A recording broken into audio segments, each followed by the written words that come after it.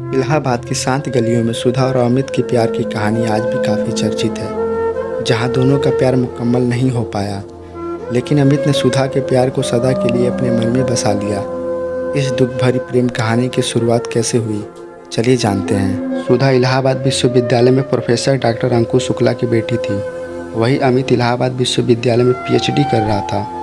Doctor Shukla Amit को बहुत पसंद करते थे। बचपन में ही वे उसे जानते थे। अमित अपनी पढ़ाई पूरी करने के लिए काफ़ी मेहनत की थी। अमित काफ़ी सालों से डॉक्टर शुक्ला के घर आया जाया करता था।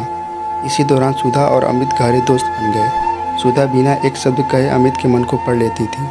बचपन की हंसी किताबों पर बहस, चाय की प्याली में बूंदें और शाम की पीली रोशनी में दोनों की खामोशियाँ, सब कुछ जैसे एक दूसरे के लिए अधूरा था। अमित हमेशा सुधा की पढ़ाई में मदद किया करता था। उसे कहीं बाहर जाना हो तो वो भी अमित की ही जिम्मेदारी थी। ऐसे में कभी दोनों के रिश्तों को लेकर डॉक्टर शुक्ला के मन में कोई विचार नहीं आया था।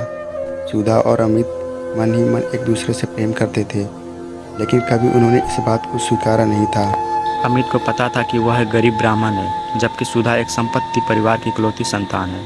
वह डॉक्टर शुक्ला की बेटी है, जिन्होंने उसे बेटा मानकर पाला है। शायद यही वह रिश्ते की गरिमा थी जो अमित को सुधा अपने करीब लाने से रोकती थी। लेकिन जब एक दिन सुधा के लिए रिश्ता आया तो अमित अंदर तक टूट गया। यह पहली बार था जब सुधा ने अमित से अपने प्यार का इजहार किया हो। सुधा ने अमित से कहा, बाबूजी ने मेरा रिश्ता तय कर दिया है। लड़के का नाम विशाल है और वह कानपुर का बहुत बड़ा वकील है। अमित का मन सुन्न हो गया, पर फिर भी मुस्कुराकर बोला, बहुत अच्छा किया उन्होंने, तुम बहुत खुश रहोगी। सुधा उसे देखकर बोली, ये झूठी मुस्कान बाबूजी को दिखाना। मैं भी जानती हूँ कि तुम मुझे पसंद करते हो। मैं तुम्हारे बिना नहीं रह सकती हूँ। तुम बाबूजी से जाकर बात क्यों नहीं करते? अगर तुम बात नहीं कर पा रहे हो तो मैं उनसे बात करती हूँ। वो अपनी इकलौती लड़की की बात जरूर सुनेंगे। लेकिन अमित ने उसे समाज और पिता का वास्ता देकर रोक लिया। अमित सुधा की आत्मा से प्रेम करता था और वो कभी नहीं चाहता था कि उसकी वजह से सुधा और डॉक्टर शुक्ला के बीच में दरार आए। यही वो मोड़ था जहाँ इस लव स्टोरी ने एक ऐसा दर्द लिया जो जिंदगी भर के लिए उनके दिलों में रह गया।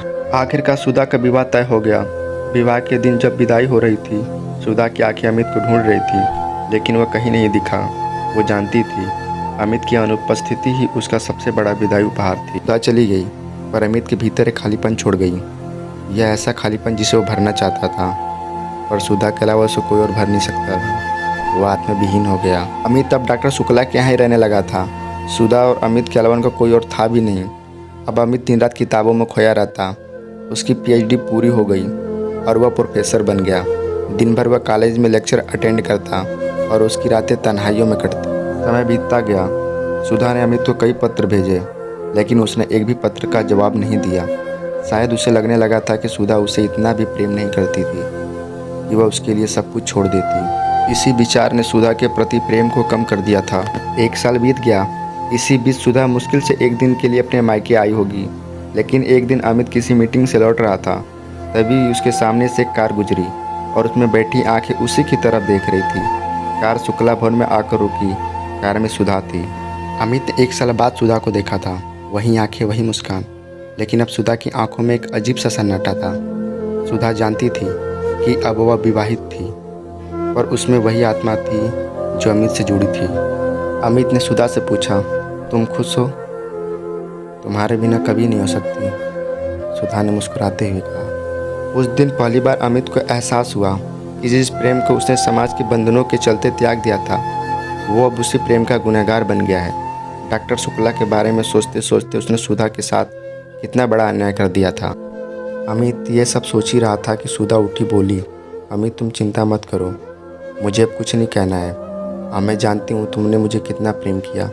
हमारा प्रेम शरीर का दिखावा नहीं, बल्कि मन से मन का मिलन था। लेकिन बस मेरे एक सवाल का जवाब दे दो, क्या तुमने एक बार भी चाहा था मेरे साथ जीवन बिताना? सुधा के इस सवाल पर अमित चुप रहा। उसकी जुबान पर शब्द नहीं थे, पर आँखों में जवाब था। अमित हमें जवाब देना चाहता था, पर वह नहीं दे पाया, क्योंकि उसे पता था कि सुधा पहले वाली सुधा नहीं है। अब उसकी शादी हो चुकी है और वह किसी और की अमानत है। सुधा घर के अंदर चली गई, पर अमित वहीं बैठा रहा, एक मुस्कान के साथ, क्योंकि अब जान चुका था कि प्रेम की पूर्णता साथ रहने में नहीं होती है, बल्कि उस आत्मिक जुड़ाव से होता है जो समय, दूरी और समाज के परे होता है। उनकी प्रेम कहानी एक मिसाल बन गई, एक अधूरी लेकिन अमर मोहब्बत, अगले जन्म मिलने की कस्में, ही उनकी आखिरी वादा बनी।